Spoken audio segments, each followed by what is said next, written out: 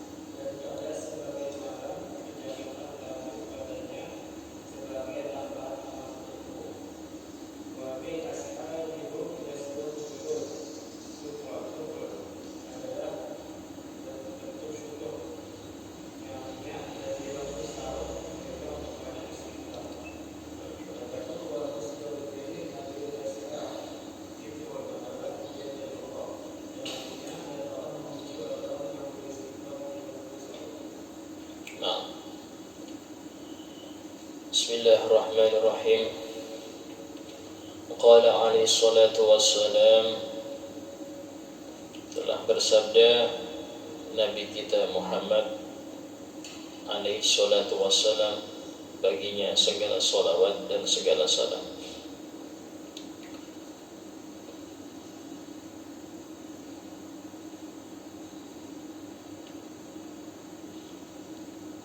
Jadi kalau salawat ini khusus untuk Nabi Muhammad, ya.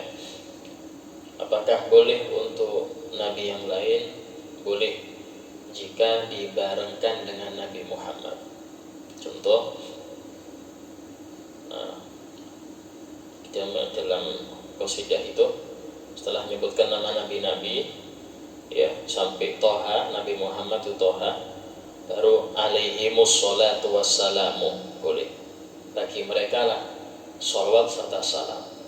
Tapi kalau hanya kepada Nabi situ saja, bukan Nabi Muhammad, maka cukup alaihi salam. Qala Musa alaihi salam, qala Isa alaihi salam. Tidak boleh pakai alaihi salatu wassalam, karena sholawat khusus Nabi Muhammad. Kecuali kalau dibarengkan dengan Nabi Muhammad, maka mereka dapat berkah sholawat langsung. Katakan salah satu aswatin yuhibbuha Allah Ta'ala, ada tiga suara. Salah satu aswatin, ada tiga suara. yuhibbuhallahu ta'ala, yang dicintai oleh Allah Ta'ala.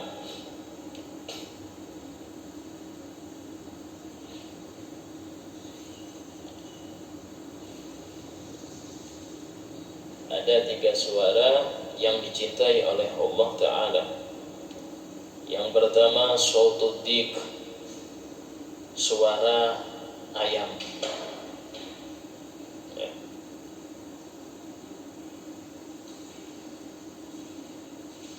Karena itulah dianjurkan berdoa ketika ayam berkokok. Ya. Disebutkan karena melihat malaikat. Malaikat lewat, berarti kita berdoa yang ngaminin malaikat. Dalam riwayat ada riwayat demikian. Sama seperti Rasulullah melarang membunuh katak karena suara kata itu tasbih, kata Rasulullah.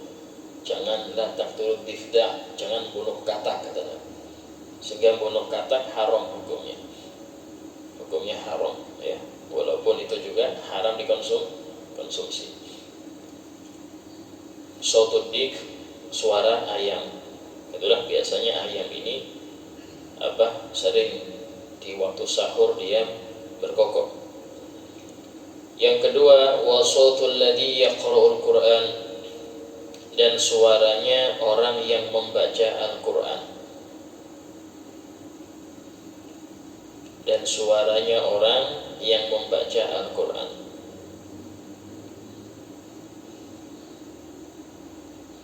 Bahkan bagusnya suara itu menambah pahala. Jadi seseorang yang diberi oleh Allah karunia suara bagus, maka pergunakan untuk membaca Quran karena pahalanya lebih besar. Dalam Al-Quran, dalam hadis disebutkan, zayyinul Quran bi aswatikum, hiasilah Al-Quran dengan suara-suara kalian. Ya. Dari sini para ulama mensunnahkan memperbagus bacaan Quran. Dan juga orang yang mendengar Al-Quran itu dia juga dapat pahala. Karena itulah kalau kita baca pelan-pelan, ya, itu yang dengar kita saja yang menikmati. Jadi kalau kita keraskan, yang mendengar juga orang banyak. Yang mendengar dapat pahala sesuai dengan sabda Rasul, as-sami' kal qari. Orang yang mendengar dapat pahala seperti yang membaca. Tapi dengan syarat, dengarnya dengan adab. Ya. Maksudnya apa? Tidak ngobrol ketika Quran dibaca. Sehingga dalam Al-Quran sendiri Allah berfirman, wa idza quri'al Quran, dan jika dibacakan Al-Quran, fastami'u lahu wa ansitu, maka simaklah dan diamlah. Nah, ini fastami'u lahu, maka simaklah, wa ansitu, dan diamlah, la'allakum turhamun, agar kalian mendapat rahmat dari Allah. Nah, berarti harus ada dua, diam dan mendengar. Tapi kalau kurang satu, maka enggak dapat rahmat. Kalau dua-duanya enggak ada, maka dapat balak, dapat dosa. Karena itulah mengapa para ulama mengatakan, kalau kita di tempat yang sekiranya orang enggak bisa mendengar Quran, contoh di pasar, jangan ngaji di pasar. Kenapa? Karena orang mau gak mau dia sibuk dengan urusannya. Kalau kita ngaji di pasar, ada orang gak dengar, memperbanyak dosa orang, sehingga bukan tempatnya. Ya, orang lagi ngobrol, lagi rapat atau apa, kita baca Quran, Bismillahirrahmanirrahim. Nah, mereka ngomong kayak diem, tapi diemnya mereka ini akhirnya gak bisa bergerak untuk urusan mereka. Nah, cuman ini yang di zaman dulu. Zaman sekarang banyak sudah tidak paham urusan gini. Mau ada bacaan Quran, mau apa, wis rame sendiri dia. Rame sendiri. Yang seperti ini bisa dosa, ya. Apalagi jika ada bacaan Quran yang sini nyetel musik, bahkan dikerasin biar gak kedengar. Ini juga tidak baik. Nah, terus bagaimana dengan tetangga yang senang ngeraskan bacaan Quran Ustaz? Itu juga kurang baik ya. Karena memang tidak setiap orang itu ingin dengar, bukan enggak ingin dengar, enggak, cuman dia merasa belum waktunya ini. Ya. Dan itulah kalau mau dengan Quran, ya di rumah saja. Silakan pakai MP3 keraskan tapi di rumah saja. Ya. Dan subhanallah suara Quran ini dapat mempengaruhi sel-sel ya. Jadi istilahnya itu sel-sel yang baik itu muncul ya. Dia ada buku ya yang judulnya itu tentang masalah Zam-Zam. Yang disebutkan dalam hadis Zam-Zam 5 syuribalah. Zam-Zam ini untuk apapun diniatkan maka dia akan berfaedah seperti niatnya. Itu para ulama mencontohkan kalau minum Zam-Zam dibaca dulu. Itu pengaruh ke Zam-Zam. Ya, sudah air pun demikian. Nah, badan kita pun demikian. Jika dibaca Al-Quran, ya, orang yang nggak paham pun itu sel-sel positifnya akan bergerak. Karena itulah dipakai ruqyah misalnya. Orang kalau kena jin atau apa, atau dia nangis terus di ruqyah, didengarkan tentang ayat Al-Quran. Jadi untuk sel-sel dia ini biar positif. Ya.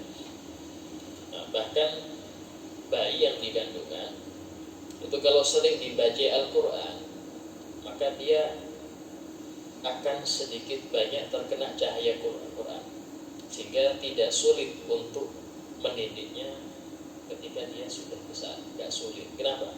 Mulai di perut sudah didengarkan Al-Quran ya, didengarkan Al-Quran. Nah, itulah dianjurkan untuk ibu yang sedang hamil itu dia sering-sering baca Al-Quran. Kalau memang tidak bisa atau pas capek, pas tidur, maka sang suami yang bacakan di samping perut istrinya karena pengaruh ya. Yang ketiga, wasautul mustaghfirina bil ashar. Suara orang-orang yang beristighfar di waktu sahur. Suara orang-orang yang beristighfar di waktu sahur. Bahkan Allah memuji dalam Al-Quran, wal mustaghfirina bil ashar. Dan Allah memuji orang-orang yang banyak istighfar di waktu sahar, waktu sahur. Ini termasuk suara yang Allah cintai. Sehingga perbanyaklah kita ini mencari cinta Allah. Kalau sudah Allah cinta, maka semua kegiatan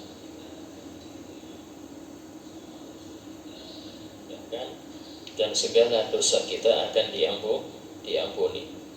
Sama seperti anggaplah orang tua atau seseorang kalau cinta orang ya, dia cinta, kesalahannya apapun wajar, pasti dia gampang nyari alasan untuk memaafkannya. Kenapa? Sudah kandung cinta. Tapi kalau benci, walaupun amal baik dicurigai. Tapi kalau sudah benci, walaupun dia baik, itu ria aja itu cuma ya hanu aja. Kenapa? Sudah kandung benci. Sehingga di antara doanya Al-Habib Ali Al-Habsyi, beliau mengatakan dalam doanya, Allahumma ja'al sayyiati man ahbabta. Ya Allah, jadikanlah dosa-dosaku itu adalah dosa-dosa orang yang kau cintai. Maksudnya apa? Pasti dia maafkan. Nah, wala taj'al hasanati abghata. Dan jangan engkau jadikan kebaikan-kebaikanku seperti kebaikan orang-orang yang engkau benci. Walaupun baik, tapi Allah sudah gak suka, ini repot ya. Mungkin di hatinya ada sesuatu yang Allah gak suka, walaupun dia beramal baik, gak dianggap oleh Allah karena hatinya yang rusak.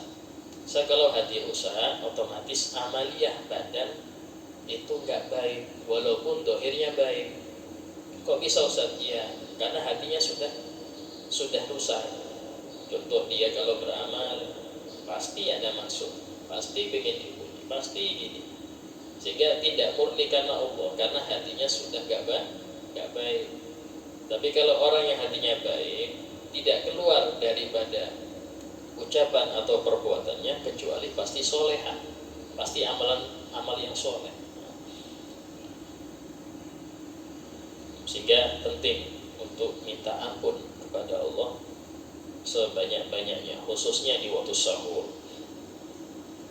Dalam hal ini para ulama mengatakan mana yang paling utama di antara zikir-zikir itu, zikir mana yang afdol?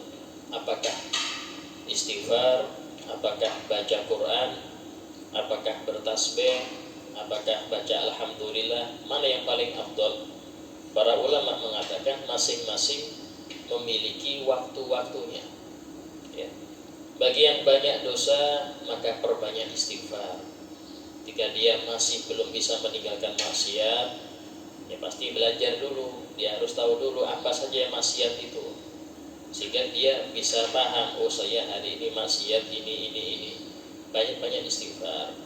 Bahkan Nabi sendiri, yang mana beliau sudah dijamin oleh Allah ampunan, dalam surah Al-Fatih Allah berfirman, liyaghfira lakallahu ma taqaddama min dhanbika wa ma ta'akhkhar. Allah mengampuni dosa-dosa engkau yang telah lalu dan yang akan datang. Ini aja Nabi Muhammad pernah berfirman, wallahil azim, demi Allah, inni la astaghfirullahal azim, aku setiap waktu beristighfar kepada Allah, wa atubu ilaih, dan bertaubat kepadanya, fil yaumi mi'ata marrah, dalam sehari 100 kali. Dalam riwayat fil yaumi sab'ina marrah, dalam sehari 70 kali. Itu baca astaghfirullahaladzim wa atubu ilaih, astaghfirullahaladzim wa atubu ilaih. Aku minta ampun kepada Allah yang Maha Agung dan aku bertobat kepadanya. Ini Nabi Muhammad mengucapkan itu seminggu sehari 70 kali. Untuk apa? Apakah untuk beliau? Tidak. Tapi untuk kita umatnya, ya, agar mencontoh Nabi ini yang sering istighfar. Sehingga jangan sampai kita ada rasa sombong, merasa nggak punya dosa, akhirnya nggak mau istighfar. Al-Habib Abdullah bin Alwi Al-Haddad menjelaskan, istighfar itu bukan karena dosa saja. Jadi orang istighfar bukan karena dia berdosa, enggak. Tapi faedah istighfar itu diantaranya pengangkat derajat, ya. Kemudian penghilang keapesan dan kesialan. Ya, orang kalau mau gak sial, perbanyak istighfar. Karena rata-rata kesialan itu karena dosa. Sial dalam nasib, sial dalam rezeki, sial dalam pergaulan, sial dalam pekerjaan, sial dalam macam-macam, itu karena dosa. Sehingga banyak dosa yang kita nggak tahu, maka perbanyak istighfar, ya. Karena banyak dosa itu menyebabkan seorang ini sial dan apes. Karena itulah Sayyidina Ali bin Abi Thalib, beliau mengatakan, kullu yaumin la a'sillaha fihi fahuwa yauma idi. Setiap hari yang aku enggak bermaksiat di hari itu, maka itulah hari rayaku. Hari rayaku adalah hari yang aku enggak maksiat. Tapi hari sial adalah hari di mana engkau bermaksiat di hari itu. Itu hari sial. Ya, sehingga hati-hati. Kalau sudah Anda mengawali hari dengan maksiat, pasti ada nanti apesnya itu kan, ada aja apesnya. Kecuali Anda tutup dengan istighfar kepada Allah Subhanahu wa taala. Qala Sufyan Ats-Tsauri rahimahullah taala alaih, dan berkata Imam Sufyan Ats-Tsauri rahmatullahi taala alaih, semoga Allah merahmati beliau.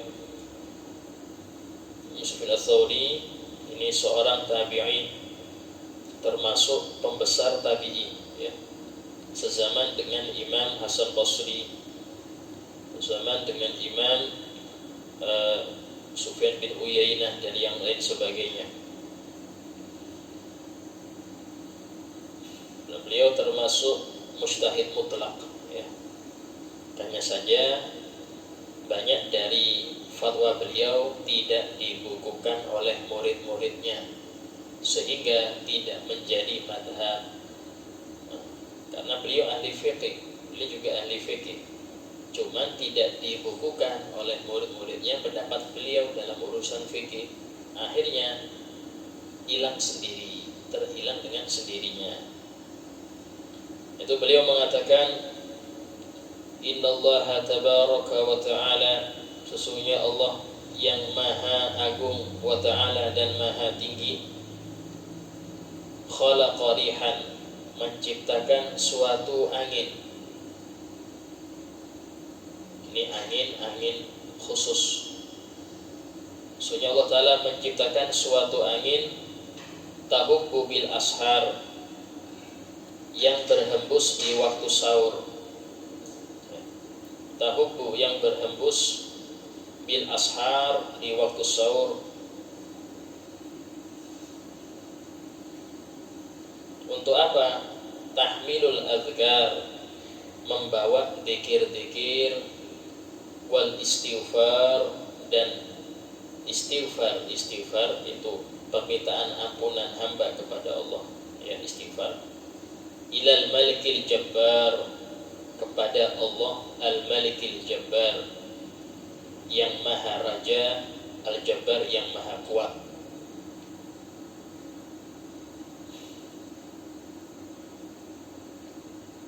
Jabbar dan Qahar itu nama Allah yang kuat, artinya itu yang maha memaksa, ya. Jarang orang pakai nama Abdul Jabbar. Biasanya kalau nama Abdul Jabbar keras orangnya, Abdul Qahar keras, karena nama Allah Qahar itu nama Allah yang keras, itu yang maha membalas orang-orang yang dolim, ya.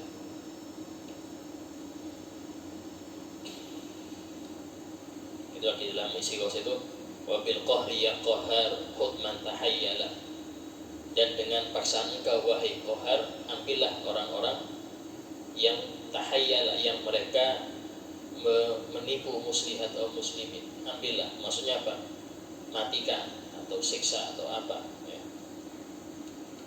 Nah, ini sebenarnya Imam Sufyan Ats-Tsauri mengatakan ada Allah menciptakan angin khusus di waktu sahar, yang dia membawa langsung dzikir-dzikir dan istighfar di malam itu kepada Allah. Maksudnya apa? Ini menandakan waktu sahur ini waktu mustajab, ya, di mana dzikir kita, istighfar kita itu lebih banyak keterimanya daripada di siang hari. Kok bisa, Ustaz? Ya, karena rata-rata nggak ada orang tahu. Dzikir di waktu itu rata-rata jarang orang yang ngerti, sehingga lebih berkesempatan untuk diterima oleh Allah Subhanahu wa ta'ala. Wa qala aidan, dan beliau juga mengatakan, yaitu Imam Sufyan Ats-Tsauri, wa qala aidan, dan beliau juga mengatakan. Siapa beliau ini? Imam Sufyan Ats-Tsauri. Idza kana awalul lail, jika sudah masuk permulaan malam,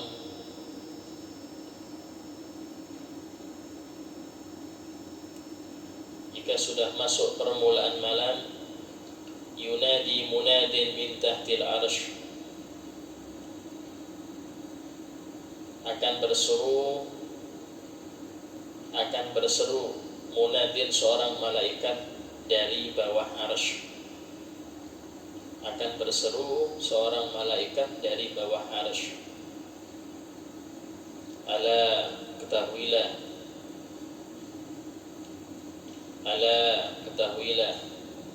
liyakumil abidun, hendaknya berdiri orang-orang yang ahli ibadah.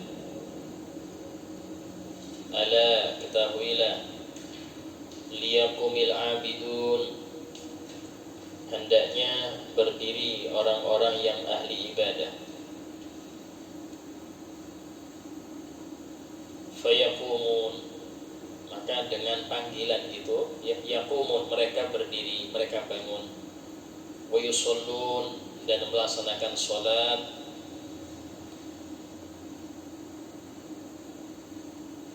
Kalau kecepatan hilang, ya. Fayaqumun, maka mereka mereka bangun,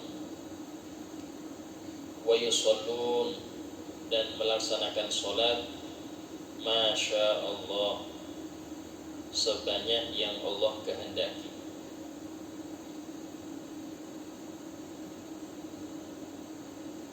Masya Allah, sebanyak yang Allah kehendaki.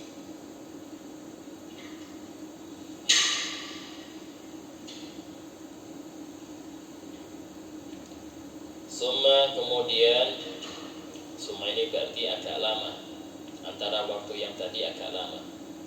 Kemudian yunadi munadin, berseru malaikat lainnya, fi syatril lail, di pertengahan malam. Kemudian yunadi munadin, malaikat lainnya berseru, fi syatril lail, di pertengahan malam.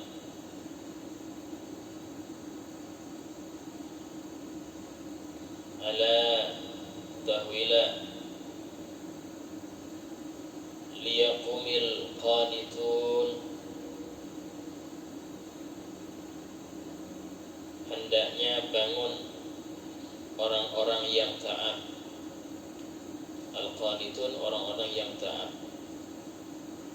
Hendaknya bangun orang-orang yang taat. Saat ini lebih tinggi tingkatan daripada abidun, ya. Fayakumun, maka mereka bangun. Wa yusallun, dan melaksanakan sholat. Wa yusallun, dan melaksanakan sholat. Ila sahur, sampai waktu sahur.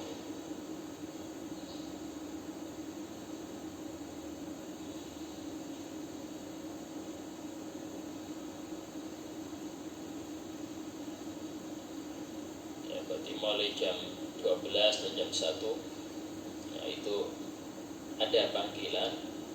Hanya itulah, kalau walaupun nggak ada alarm, orang dulu itu bangun. Kita ada alarm, bangun, dimatikan alarmnya dulu lagi.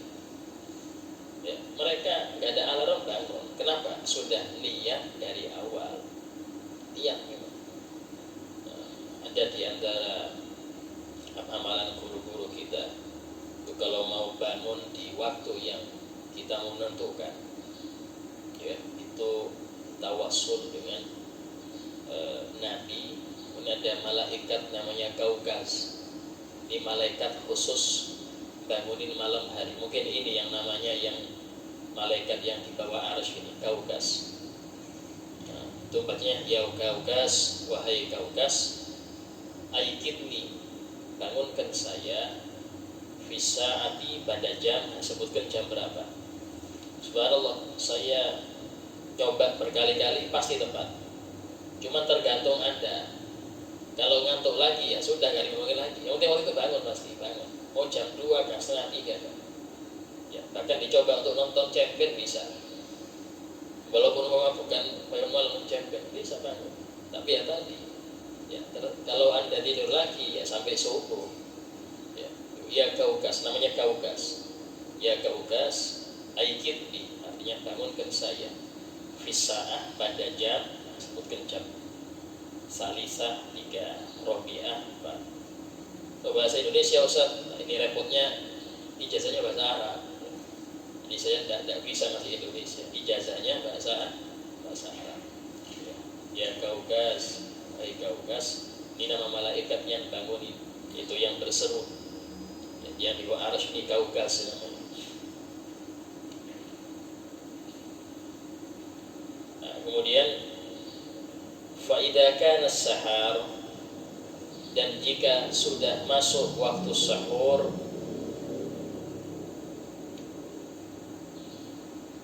wa idza kana sahar, dan jika sudah masuk waktu sahur, nada munadin, seorang malaikat berseru. nada munadin, seorang malaikat berseru, ala, ketahuilah, liyaqumil mustaghfirun, hendaknya bangun orang-orang yang senang istighfar. Liyaqum, hendaknya bangun, al-mustaghfirun, orang-orang yang senang istighfar.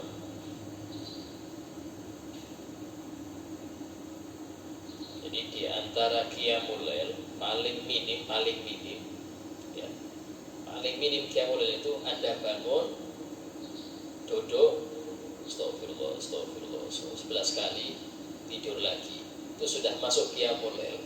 Walaupun tidak sholat, tapi paling minim itu. Sangat capek betul ya. Terus bangun kita astagfirullah 11 kali lah, astagfirullah, tidur lagi. Ya dapatlah jatah qiyamul lail, dapat. Suruh istighfar, ya dapat. Ya.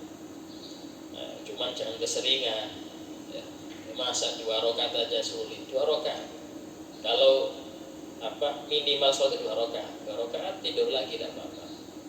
Bahkan disebutkan sunnah kita ini 1/6 sebelum adzan subuh tidur. Rasulullah SAW sering begitu, beliau bangunnya itu, tidurnya itu 1/3 malam pertama tidur. Nah, berarti kalau mulai jam 7 malam itu ya, itu sampai jam 4 ya, sampai jam 4 itu ada 10 jam, berarti 3,5 jam ya, 3,5 jam, berarti mulai jam, anggaplah jam 8 sampai jam 12 itu tidur. Jam 12 bangun nanti, bangun sampai 1/6-nya, anggaplah jam 4 atau itu tidur beliau.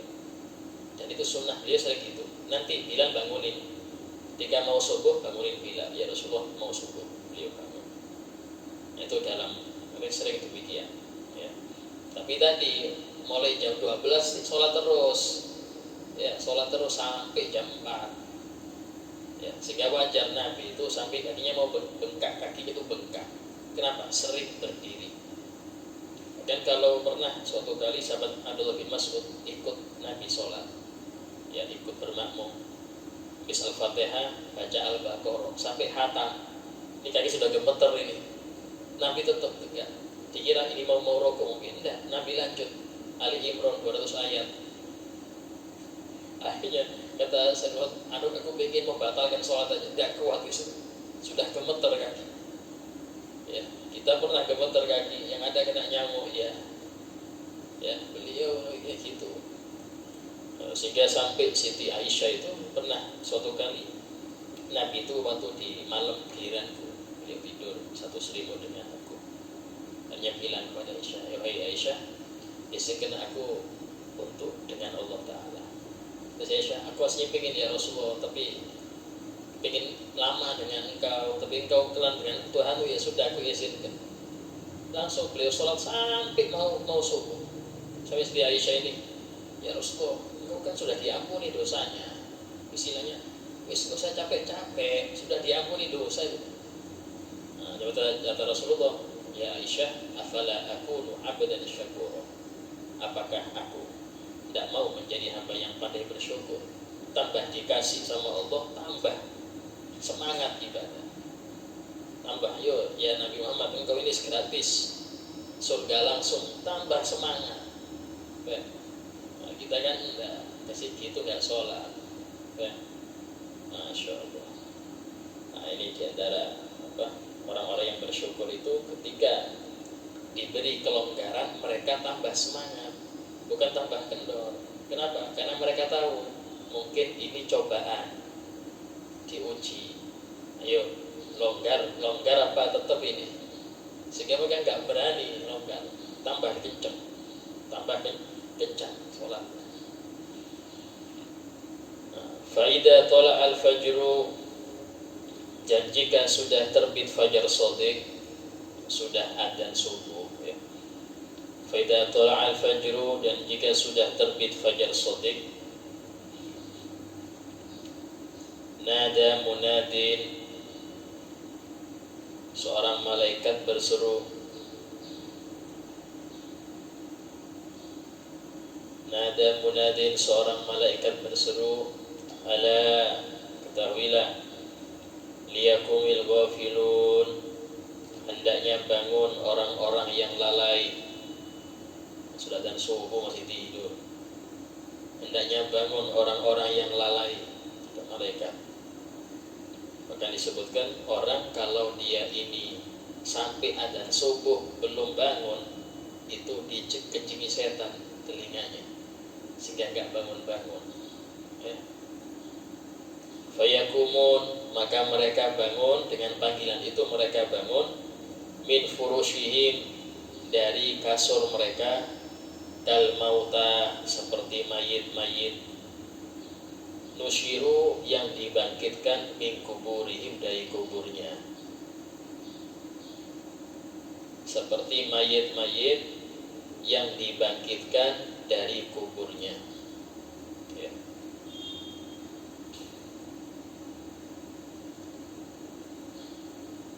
Ini kalau sampai terbit matahari Ustaz, nah ini suatu alam ini, mungkin sudah malaikat gak manggil lagi sudah. Yang manggil sudah bukan malaikat lagi. Ya, wis terserah mau bangun apa anda. Ini yang dipanggil malaikat ini sampai yang adzan subuh. Itu pun dipanggil ghafilun, ya, yang lalai, ayo bangun. Nah, kalau bangunnya setelah matahari terbit kayak apa? Ini sudah bukan malaikat yang bangunkan. Ya. Nah, sudah parah sudah, ya. Ayyuhal walad, insyaallah kita lanjutkan pembahasan yang akan datang. Pembahasan fikih. Bagaimana ida fikihnya? Bagaimana fikihnya? Masuk kemana? Hah? Turun di buku. Iya, Imbalah Syar'i sudah selesai. Coba lihat. Istilahnya masalah bangkai, ya. Masalah bangkai. Masih bangkai itu, ya. Masalah najis, ya, masih bangkai. Najis yang selanjutnya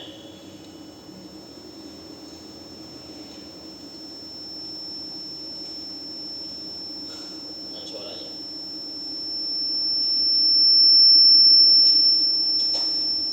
Kalau betul.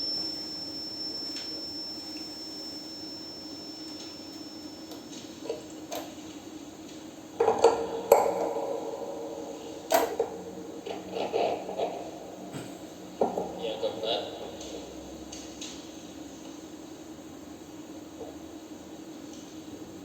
yang pertama apa yang pertama? Yang pertama apa yang pertama? Dan najis yang pertama apa? Nah, kedua,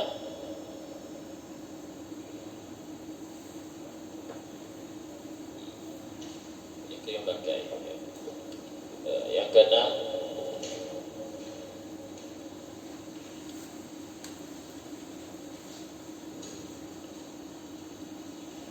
air susu makhluk yang haram dikonsumsi.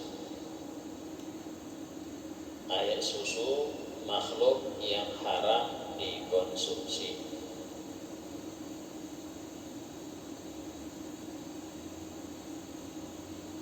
Nah, ini hukumnya najis. Nah, kecuali ASI.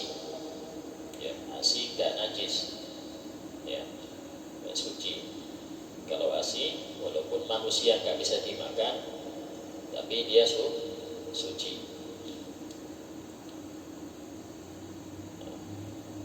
Walaupun susu kucing Ustaz najis, ya. Susu kelinci, ada kelinci susunya? Ada, dia termasuk mamalia, ya, hewan mamalia. Kalau mamalia pasti ada ASI-nya, ada apa? Ada air susunya. Suci, ya. Susu kuda suci, susu kambing banyak itu hukumnya suci jelas. Nah ini yang hukum demikian tidak apa-apa konsumsi. Tapi kalau susu kucing Ustaz najis, ya hukumnya tidak boleh. Kemudian selanjutnya babi dan anjing. Babi dan anjing serta peranakannya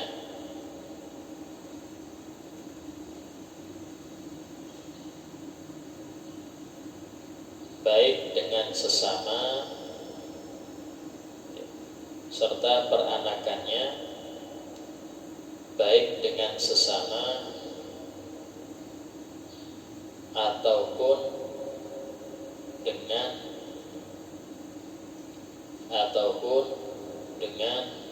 hewan yang suci suci.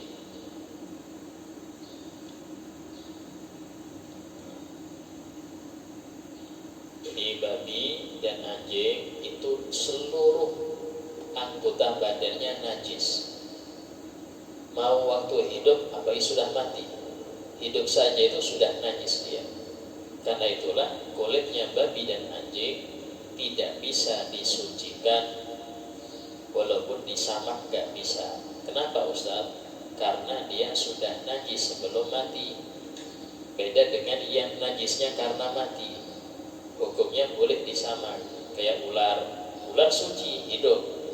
Ya, Anda sholat ngantongin ular, gak apa-apa, tapi hidup dia. Tak tahu pindah aja, ini repot juga. Nah, ini hidup tidak apa-apa, tapi kalau mati tidak boleh, ya mati tidak boleh. Sama dengan beros itu, sebagian orang ada beros dalamnya ada kumbang yang diawetkan, itu biasanya dibuat hiasan sama anak sekolah itu. Nah, ini hukumnya masuk kantong bangkai najis dia, tidak boleh, ya. Nah, atau gading gajah juga sama, itu bangkai najis. Walaupun sudah diukir, ya, kalau tasbih dari tulangnya unta. Nah, kalau untanya disembelih secara syar'i tidak apa-apa. Ya, tidak apa-apa. Tasbih dari tulang unta tidak apa-apa. Tapi tasbih dari gigi harimau nggak boleh. Ada pakai sholat tidak boleh. Atau ada orang pakai kalung giginya singa dipakai. Ya, kayak dia yang ngalahkan singa, lalu copot sendiri itu dia ambil. Nah, ini hukumnya tetap najis, pakai sholat hukumnya nggak sah. Nah, kemudian seluruh bagannya dari babi ini najis. Bahkan najisnya bukan najis biasa, mughalladhah, najis berat. Yang kalau kena kita dengan syarat basah salah satunya, itu wajib dicuci 7 kali. Satunya pakai tanah.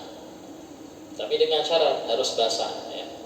Kalau kering sama kering, contoh anak ngusap anjing, tangan saya kering, nggak ada kering, nggak ada apa, ngusap bulu anjing diusap, kering juga bulunya, hukumnya suci. Kenapa? Karena maksudnya apa? Tangan saya suci, nggak perlu saya cuci. Kenapa? Karena kering dengan kering. Dalam kaidah fikih, al-jaf bil jaf, tohir bila khilaf. Kering dengan kering, suci, nggak ada khilaf. Yang bikin najis itu kalau satunya basah, tangan anak basah, megang bulu anjing, najis mughalladhah. Atau tangan saya kering megang bulu yang basah, najis mughalladhah. Ya.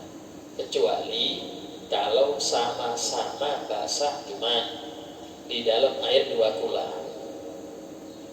Saya renang, samping saya ada anjing, tak pegang kakinya dari dalam, tak pegang. Hukumnya tidak mughalladhah tangan. Kenapa? Air 2 kula. Tapi ketika saya muncul ke atas air, permukaan air, baru mughalladhah kena, karena sudah keluar. Ya, jadi istilahnya mughalladhah itu kalau sama-sama basah. Dalilnya mana Ustaz? Dalilnya sabda Rasul tentang masalah mensucikan wadah yang terkena anjing.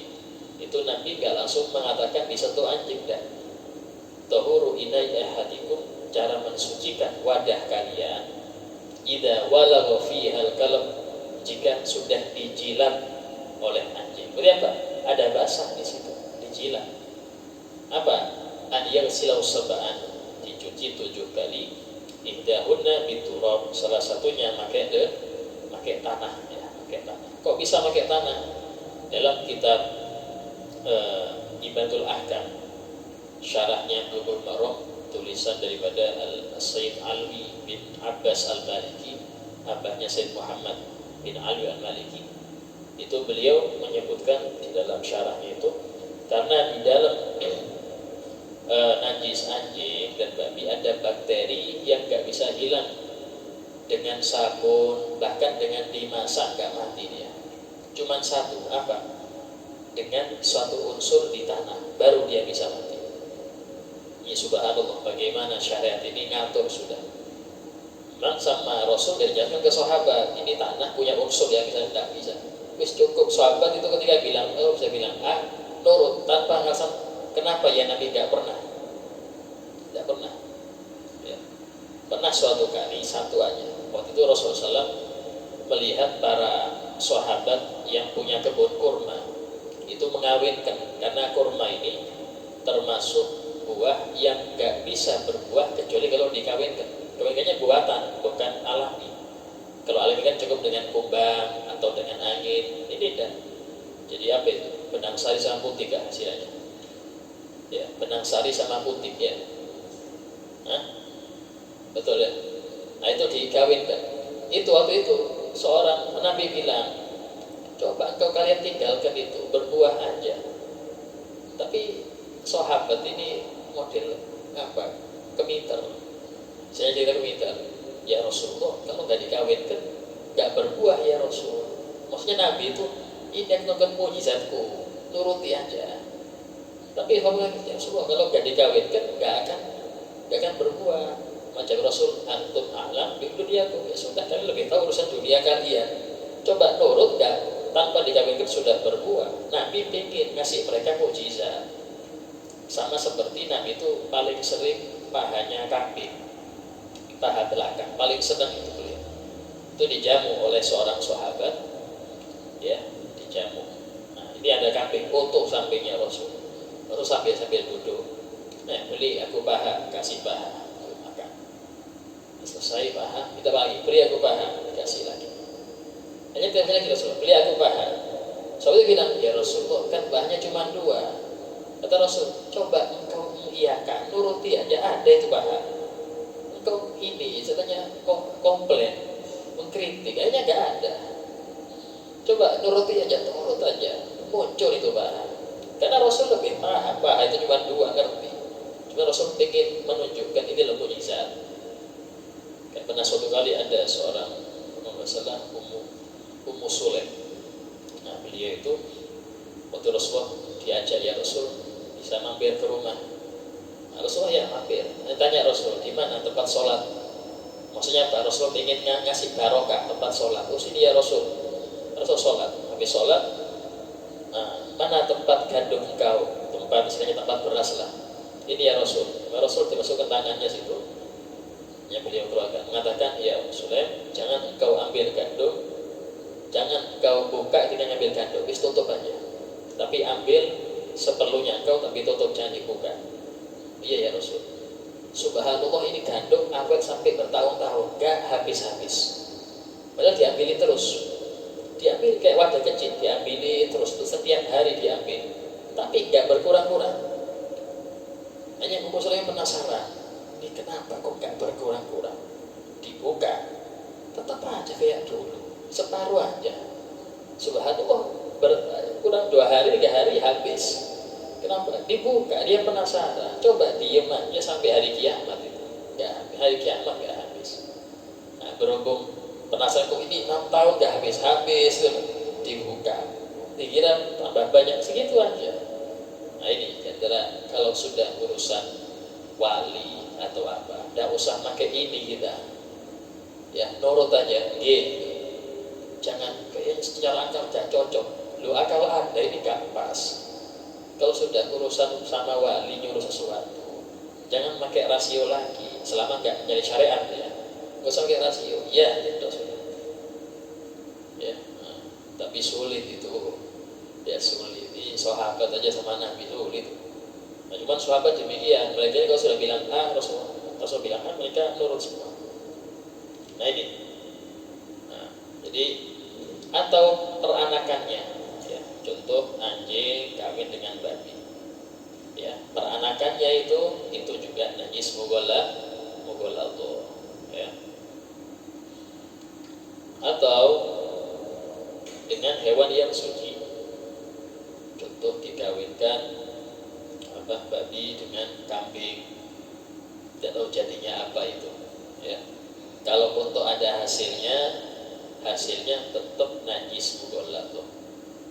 Ya, haram dikonsumsi. Walaupun ibunya kambing Ustaz, walaupun ya tidak ngurus masalah itu. Bahkan disebutkan kalau hewan yang halal dimakan dikawinkan dengan hewan yang haram dimakan, maka anaknya haram dikonsumsi.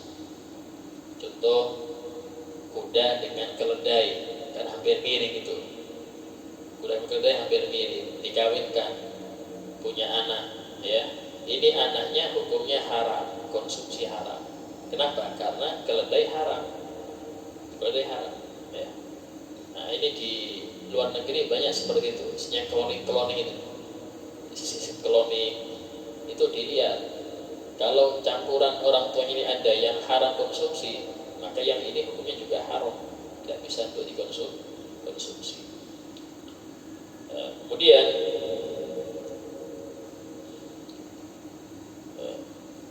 najis yang selanjutnya mani atau sperma dari babi dan anjing. Ya, sperma dari babi dan anjing. Ini juga najis.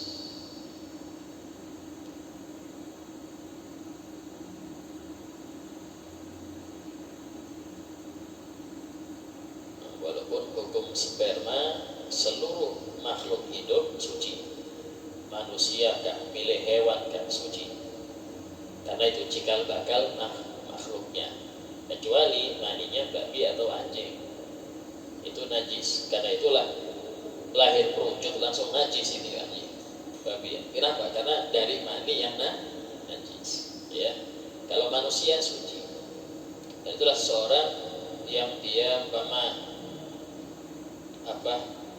dulu waktu kecil giginya copot pertama kali, sampai dia disimpan itu, ditaruh di kertas, dijahit, dipakai kalung sama dia.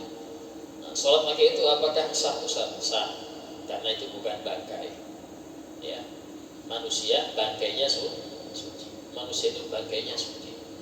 Dan itulah kuku yang putus kita simpan di kantong, kita sholat, tidak apa-apa, tidak masalah, karena suci. Ya. Kemudian yang selanjutnya telur yang busuk. Ya. Telur itu suci dan halal. Bahkan telur hewan yang haram dikonsumsi hukumnya halal. Telur dinosaurus halal, ya. Kalau ada dinosaurus haram dikonsumsi karena bertarik dia, kayak T-Rex bertarik, tidak bisa dimakan, ya. Nah, tapi telurnya Ustaz, telur buaya halal, telur ular ya halal. Kenapa? Karena telur selama keluar pas dengan cangkangnya, ya. Kalau keluar tanpa cangkang, nah ini yang bermasalah. Kalau keluar dengan cangkangnya masih berkulit, hukumnya halal, walaupun dari hewan yang haram dikonsumsi. Telur penyu, kura-kura, ya, kura-kura, bahkan haram dikonsumsi kura-kura itu. Cuman telurnya halal. Ya. Tapi kalau busuk, walaupun telur ayam, hukumnya najis, ya. Kemudian masalah najis, ya, tambahin satu lagi, yaitu cairan luka, apa namanya? Kalau luka kulit itu namanya borok, kayak borok itu, ya, itu kan ada cairannya itu. Nah, itu najis, ya, najis. Apa namanya? Hah? Apa luka kulit yang sampai keluar darah? Nah, itu cairannya itu najis, ya, cairannya itu najis. Tapi kalau kayak model jerawat, itu biasanya ada keluar tapi bukan darah, kayak cairan. Nah, hukumnya apa? Nah, dilihat kalau gatel, ada kan gatel orang biasanya itu gatel, digaruk keluar cairannya. Nah, yang seperti itu sebagai kita tidak najis. Tapi kalau bentuk darah najis, bentuk nanah najis. Ya. Nah, selesai sudah pembahasan masalah najis. Nah, sekarang pembahasan tentang pembagian najis. Pembagian najis dari sisi cara mensucikannya.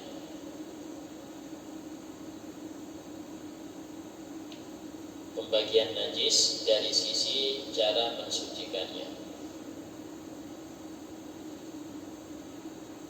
Ada 3.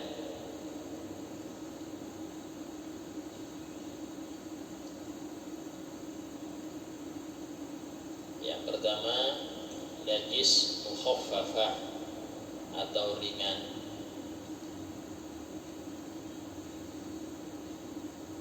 Najis mukhaffafah atau ringan.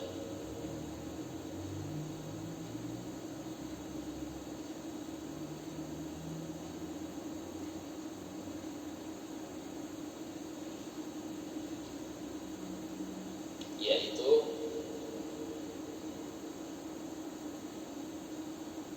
air seni bayi laki-laki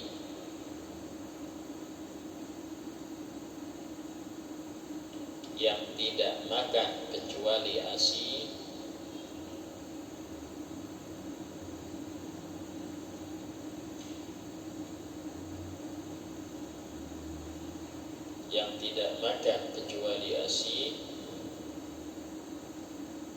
berumur kurang dari 2 tahun.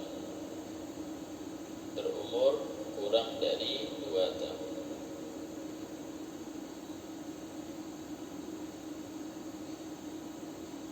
Nah, titik. Satu aja mukhafafah.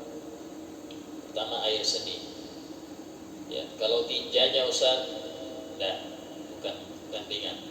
Muntahnya bukan ringan. Harus air seni. Terus bayi laki-laki, kalau perempuan bukan ringan. Ya, bayi perempuan air seninya bukan ringan, tapi sedang.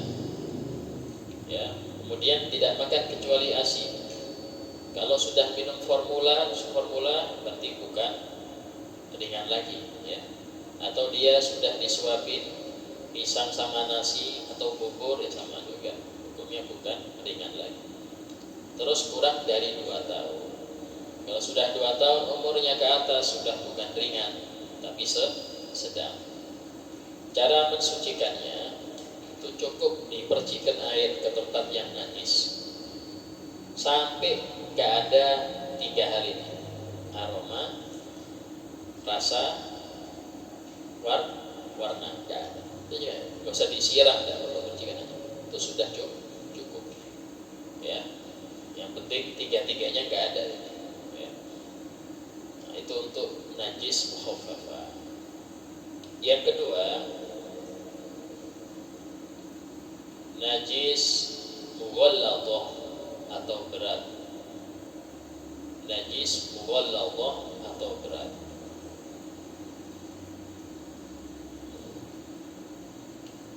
Yaitu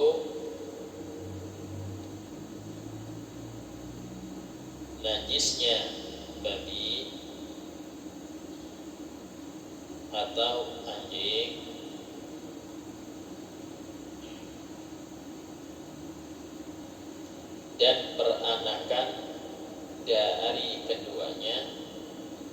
dan peranakan dari keduanya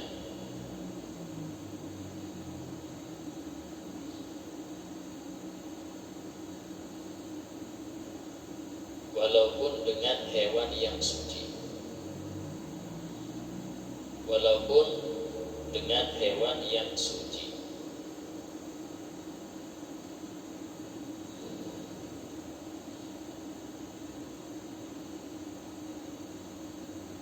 Nah, ini hukumnya mughallaq wallah, ya, mulai tulangnya kah ini, kayak itulah orang-orang kafir itu berusaha kita ini menggunakan unsur babi juga dimasukkan mulai macam-macam obat lah, bahkan sampai tulangnya itu pernah dibuat bahan baku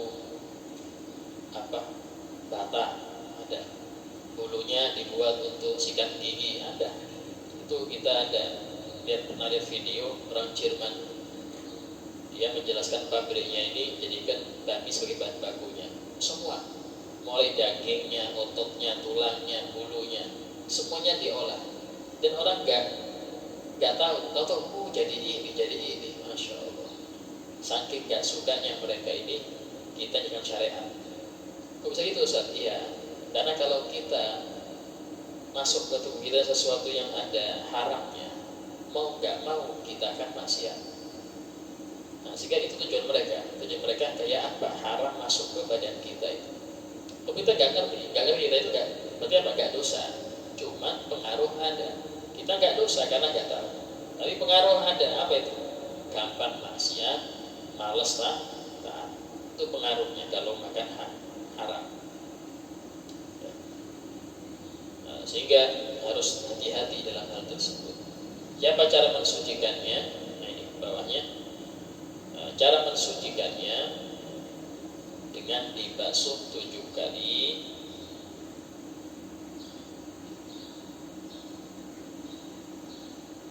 salah satunya dengan tanah.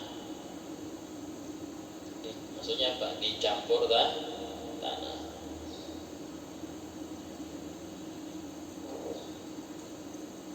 Satu ini terserah, mau nomor pertama, nomor 2, nomor 3 terserah. Yang penting salah satunya pakai tanah. Gampangannya itu air campur tanah, siramkan 7 kali. Nah, yang repot kan ya apa kalau ada orang pernah makan pentol dari babi umpama, ini kayak penyucikannya ini. Ya kumur 7 kali, kumurnya ditelan, salah satunya campur tanah. Kalau yang ditenggorokan Ustaz, tidak perlu tenggorokan, bukan dohir, dia masuk batin. Kalau urusan gitu, ini darah semua ini, kotoran darah banyak, tapi gak perlu dihilangkan. Ya, cuma kalau mulut kena, dia kumur. Ya, kalau yakin ya itu dari babi. Ini pentingnya harus ada badan khusus untuk